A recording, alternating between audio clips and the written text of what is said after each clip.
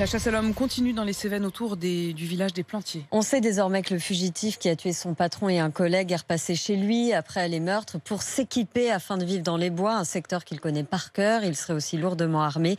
Hier, le procureur de Nîmes l'a appelé à ce rang. Le dispositif de recherche est impressionnant. Plus de 300 gendarmes se relaient. Maxime Ronstatter. Après avoir tué froidement son patron et son collègue, le suspect, tireur sportif et chasseur, prend le temps de repasser chez lui.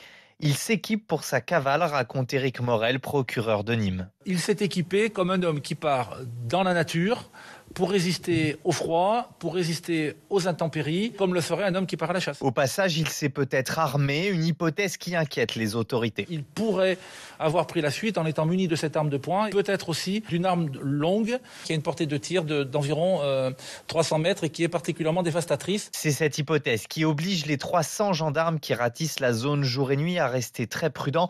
15 km² de terrain accidenté où le tueur peut se cacher, relève Laurent Haas, commandant de la gendarmerie du Gard. On est sur un terrain que l'auteur des faits connaît parfaitement.